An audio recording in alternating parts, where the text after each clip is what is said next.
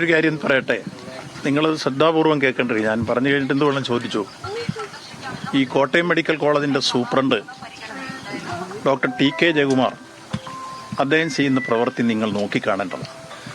അദ്ദേഹത്തിനെ സംസ്ഥാന ഗവൺമെൻറ് കേരളശ്രീ പദവി കൊടുത്ത് ആദരിച്ചതും സംസ്ഥാന ഗവൺമെൻറ് ബെസ്റ്റ് ഡോക്ടർക്കുള്ള അവാർഡ് കൊടുത്ത് ആദരിച്ചതും വെറുതെ ആയിരുന്നില്ല.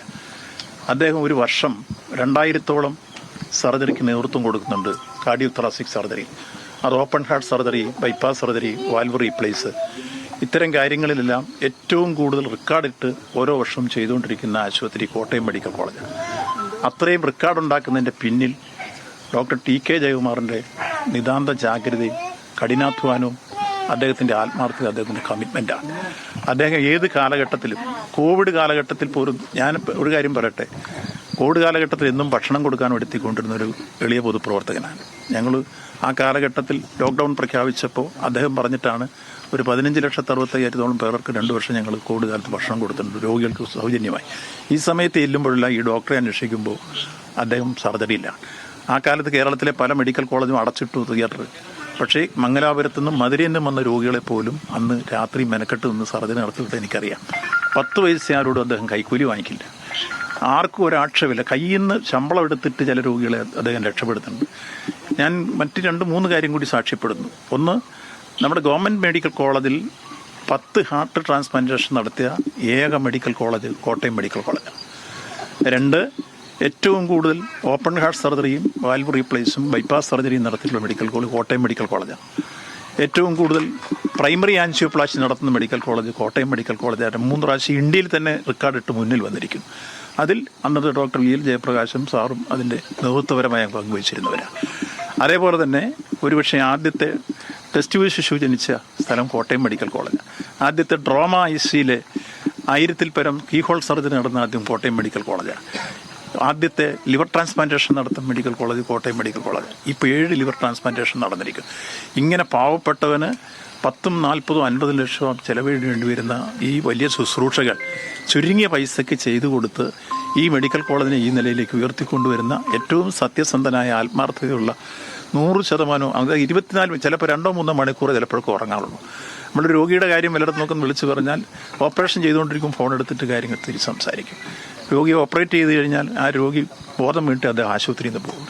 ഇങ്ങനെയുള്ളൊരു ഡോക്ടറെക്കുറിച്ച് അത്തരം ആക്ഷേപങ്ങൾ വിളിച്ചു പറയാൻ ഈ പറയുന്നവരുടെ സ്വഭാവവും ആ സംഘടനയുടെ ശീലവുമായിരിക്കാം. ഒരിക്കലും നമുക്ക് ഇദ്ദേഹത്തെ അറിയാവുന്നവരും പൊതുസമൂഹം ഒരിക്കലും അംഗീകരിക്കുന്നത്. ഇപ്പോൾ ഇദ്ദേഹത്തെക്കുറിച്ച് എന്തെങ്കിലും അനാവശ്യം പറഞ്ഞാൽ ദൈവതുല്യമായി അങ്ങേരെ കാണുന്ന ഒരു സമൂഹം ഈ നാട്ടിലുണ്ട്. അത്രത്തോളം ആളുകളെ രക്ഷപ്പെടുത്തിയ ആളാണ് ഡോക്ടർ ടി.കെ. ജയകുമാർ. ഞാനിത് വെറുതെ പറയുന്നില്ല, ഞാൻ സാക്ഷിയാണ് പലപ്പോഴും. അങ്ങനെയുള്ള ഡോക്ടറെക്കുറിച്ച് ഞാൻ അനാവശ്യം പറയാമോ? അങ്ങനെ ആരെക്കുറിച്ച് ഒരു അനാവശ്യം പറയില്ല. ഇതൊക്കെ പറയുന്ന ആ സംഘടനയെക്കുറിച്ച് പോലും അദ്ദേഹം അനാവശ്യം പറയില്ല. ഞങ്ങളൊക്കെ പിന്നെ രാഷ്ട്രീയ പ്രവർത്തകരുടെ ഭാഗമായിട്ട് ഇത് പറയുന്നുണ്ട്. പക്ഷേ അദ്ദേഹം ആരെക്കുറിച്ചും അനാവശ്യം പറയില്ല. നിങ്ങളങ്ങനെ ഒരു സംസാരിച്ച് നോക്കാം, എത്ര സൗമ്യ ഭാഷയിലാണ് കാര്യങ്ങൾ പറയാം. ഏറ്റവും വിനയാന്വിതനായി നിന്നിട്ട് ഒരഹന്തയില്ലാതെ അങ്ങനെയുടെ ഒരു അപ്പോയിൻമെൻറ്റിന് വേണ്ടി കാത്തു നിൽക്കുന്ന എത്രയോ ആളുകളുണ്ട്. അങ്ങനെയുള്ള ഒരു നല്ല നിലയിൽ നന്മ നിറഞ്ഞ പ്രവർത്തനങ്ങൾ മാത്രം ചെയ്യുന്ന ഒരു ഡോക്ടർ അങ്ങനെക്കുറിച്ച് അനാവശ്യം പറയാമോ?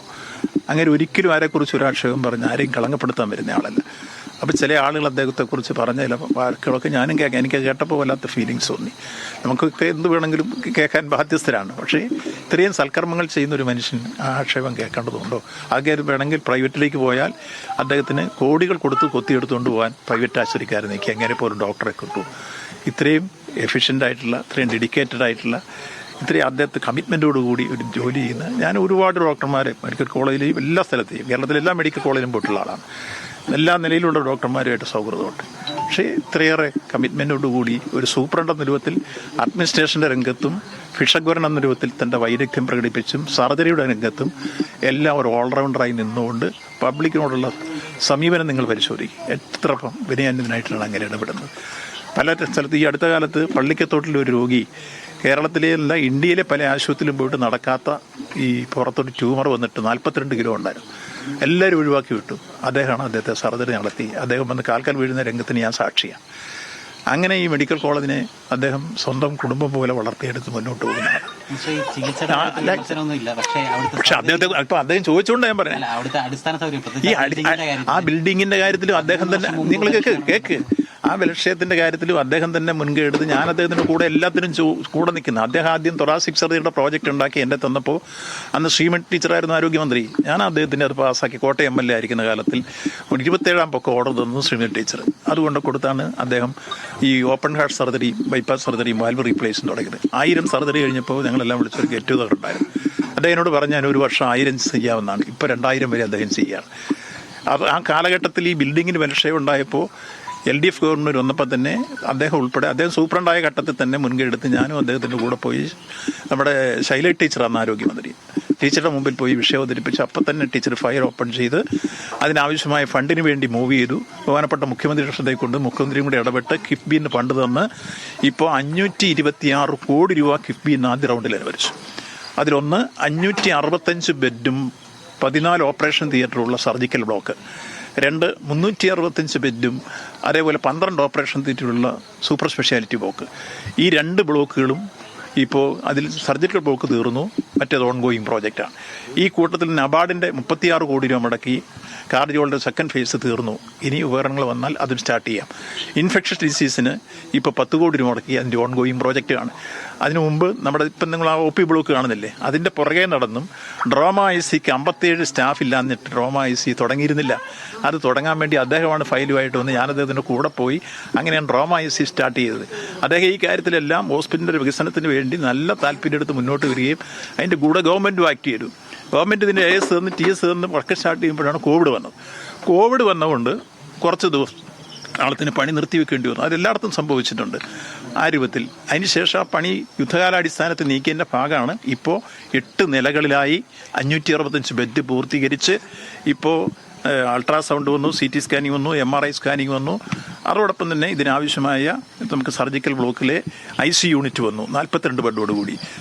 ക്രിട്ടിക്കൽ കെയർ IC ആയി.